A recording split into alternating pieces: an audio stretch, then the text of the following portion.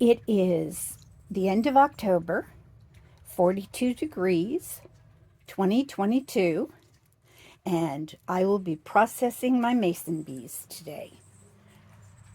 I've been doing this, raising mason bees for the past 5 years, and it's a wonderful way to have pollinators in your own yard because they don't stray very far from the yard that they were born in.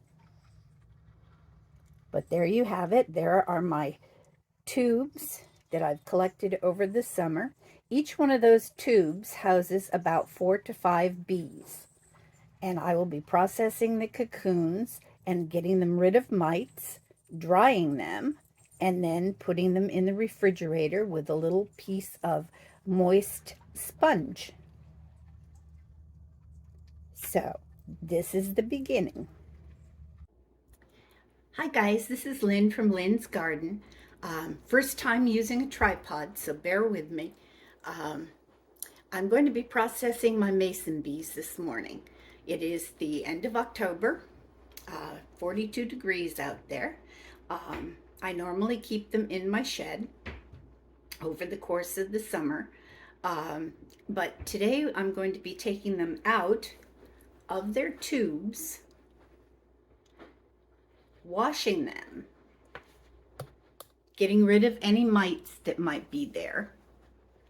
And you wash them in a bowl, have a bowl in your sink. And then I dry them on a paper towel and store them in the refrigerator over the winter. And then bring them out when the temperatures are around 55 degrees. And that's consistent, and that's nighttime temperatures too, because that's their prime hatching temperature.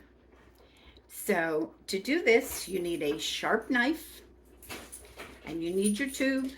And I only bring in a couple of tubes at a time, simply because I don't want them exposed to the house heat for that long.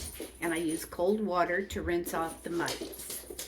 So I will start by moistening the tube a little bit,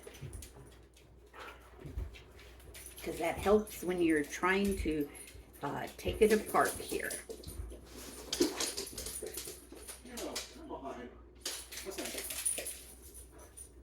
And I have a visitor.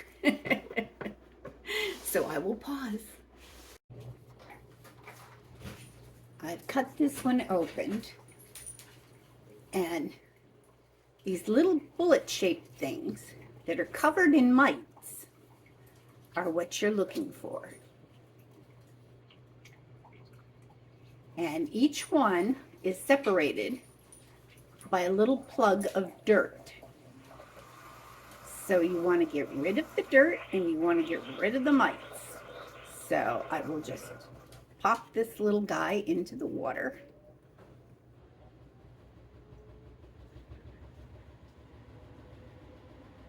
Rinse off the mites.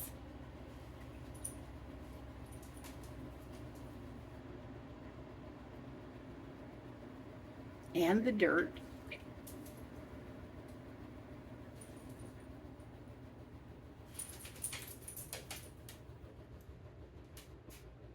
And then I will lay them on some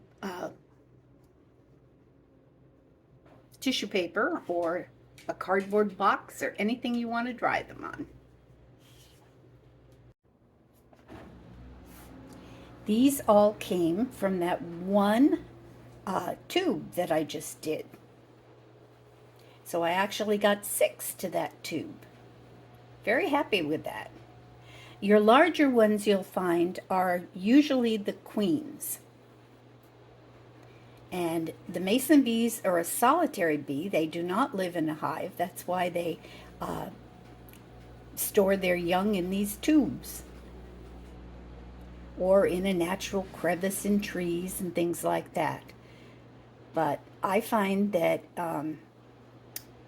raising my own comes out a lot better than buying them, because I can control the mite situation and I have healthier bees. So that was all from one tube. Now I'm going to show you a little bit about the tubes. These tubes are made so that you can unfurl them. You take a knife, you slit the far end of it. Need a sharp knife. And I'm going to get the dirt part, the plug, out of there. But you just keep twisting and twisting until you come up with the very first cocoon. And all those little black things on there, those are mites. And those are unhealthy for your bees. So I take those and put them in my bowl of water for just a second. And if that doesn't work, sometimes I run them under the faucet if it's a really bad case.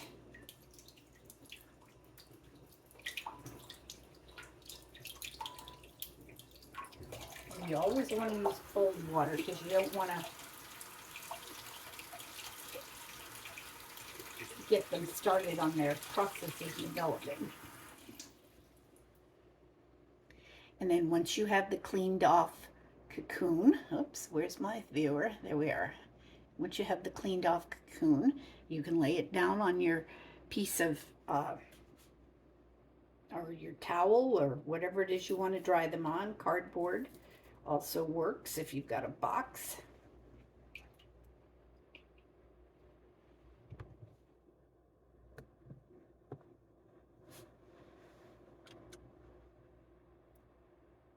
Try and get it down to where my hand's in the water, but I can't.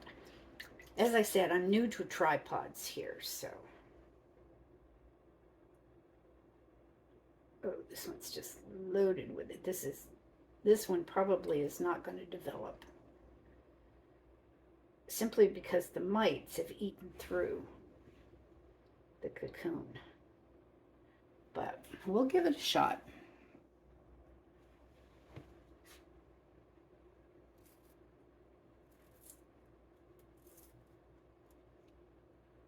There's a nice one. And it is said, I don't know, by beekeepers far more intelligent than I am, that the queens are usually at the very end of the tube. They're the ones that are laid first, apparently.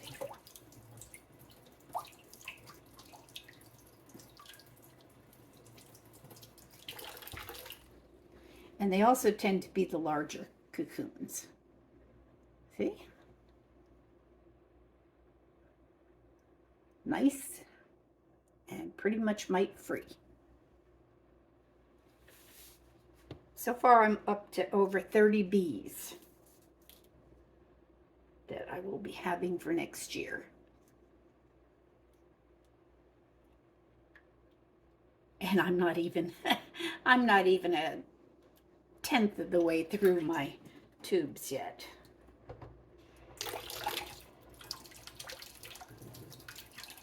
Now some people, if you go to look up videos on YouTube as to how to do your mason bees and stuff, some people actually put a little bleach in their bowl of water. But I prefer not to do it that way. When you consider that as the mason bees develop, they're going to be eating the outer casing of that cocoon, you don't want them eating through bleach. At least I wouldn't want to eat through bleach.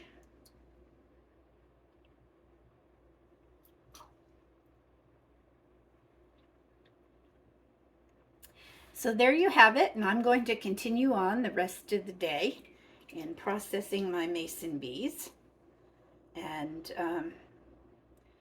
I'll let you know at the end of the day how many I come up with. So over and out for now from Lynn's Garden. Bye. 249 mason bees that will be spending their winter season in the refrigerator, all sealed up.